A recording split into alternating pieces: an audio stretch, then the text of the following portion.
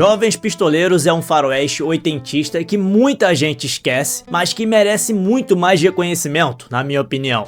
E a ideia para esse filme surgiu do roteirista John Fusco, que era fascinado por Billy the Kid desde os 10 anos de idade. Isso porque, ao ver pela primeira vez aquela famosa imagem do Fora da Lei, ele não conseguia entender como alguém tão despretensioso e nada convencional havia se tornado uma lenda do Velho Oeste. John Fusco começou a reunir tudo o que podia sobre Billy the Kid, achando que um dia poderia transformar aquilo em um romance. Mas o momento que realmente inspirou John Fusco a criar Jovens Pistoleiros foi o primeiro dia em que ele visitou o túmulo de Billy the Kid, lá em Fort Summer. E lá ele está enterrado com alguns dos seus reguladores. E na lápide está escrita apenas uma palavra: amigos.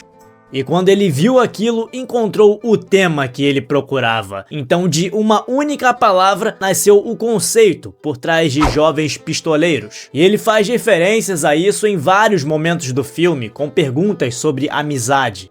Logo após escrever o subestimado filme de 86 A Encruzilhada, que inclusive tem vídeo aqui nesse canal, ele decidiu escrever um roteiro bem específico para Jovens Pistoleiros. Mas enfrentou muita resistência, afinal nos anos 80 o faroeste era considerado um subgênero morto e estava em muita decadência. A década teve pouquíssimos filmes desse tipo, poucos deram certo. Ainda bem que o diretor Christopher Kane se apaixonou pelo projeto após ler o rascunho do roteiro e topou ajudar John Fusco a arrecadar os $1 milhão necessários para tirar Jovens Pistoleiros do papel. Com o sinal verde dado, era a hora de montar o elenco e a prioridade era encontrar o ator perfeito para viver Billy the Kid, já que o personagem era o coração da história. Fusco ofereceu o papel a Sean Penn, que na época era bem conhecido por seu papel em Picardias Estudantis, mas por conta de seus problemas legais, brigas, agressões, ele não estava disponível.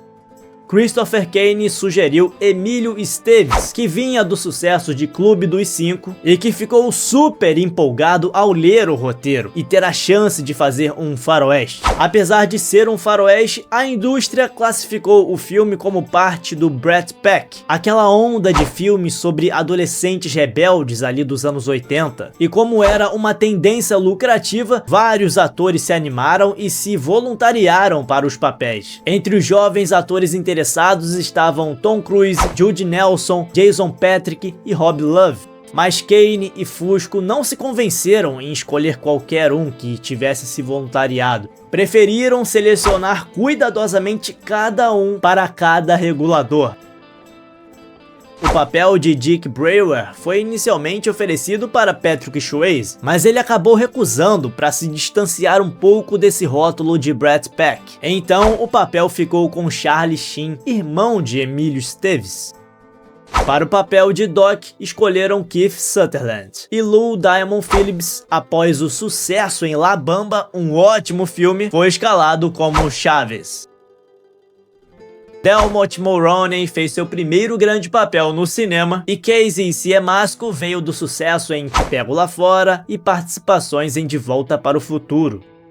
E já Patrick Wayne fez um dos seus melhores trabalhos como Pat Garrett e mostrou que aprendeu direitinho ao atuar em Rastros de Ódio ao lado de seu pai, John Wayne. Após a escolha, os atores então passaram a se dedicar ao estudo dos personagens respectivos para trazer mais veracidade aos personagens. John Fusco passou 5 meses no México estudando a vida e a morte de Billy the Kid para garantir precisão no roteiro. E ele incluiu frases de Billy the Kid no filme. Apesar de existirem dezenas e dezenas de filmes sobre o pistoleiro ou fora da lei Billy the Kid, o historiador Paul Andrew Hutton considerou Jovens Pistoleiros o mais fiel à história real.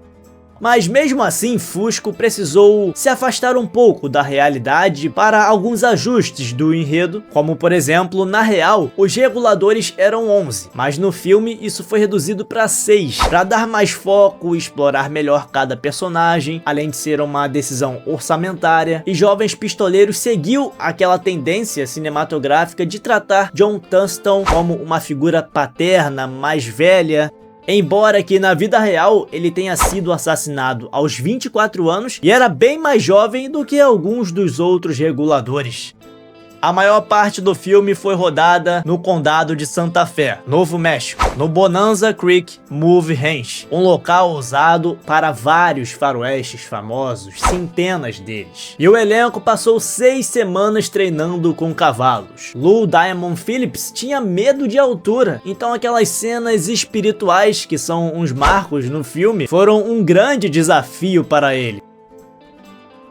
Enquanto filmavam as cenas, o roteirista John Fusco costumava pôr ao fundo a música Wanted Dead or Alive do Bon Jovi para fazer com que Emílio Esteves entrasse de fato na cabeça de Billy the Kid. E Esteves, por sua vez, conheceu Bon Jovi pessoalmente, graças à sua amizade com a atriz Ali Sheedy do Clube dos Cinco, então eles eram ali amigos em comum.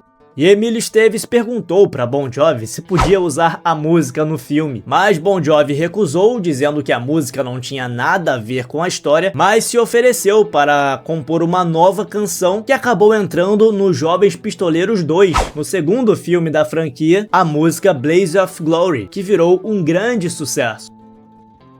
Uma das cenas mais marcantes do filme é quando os reguladores participam de um ritual indígena com peyote, um cacto que é usado nesses rituais pelos seus efeitos alucinógenos, e isso rendeu cenas muito engraçadas no filme. Mas obviamente não usaram peyote de verdade. Para transparecer mais realismo, usaram canja de galinha. Uma curiosidade que quase ninguém percebeu é que Tom Cruise aparece nesse filme. Ele estava ali pelo set visitando, enquanto foi convidado para aparecer rapidamente na cena de um tiroteio, e ele aceitou e aparece rapidinho. Se você curtiu saber mais sobre os Jovens Pistoleiros, já deixa o seu like, deixe também o seu comentário, qual é a sua opinião sobre esse filme dos anos 80, se inscreva no canal também se você for novo por aqui, ative o sininho das notificações para não perder os próximos conteúdos e até o próximo vídeo!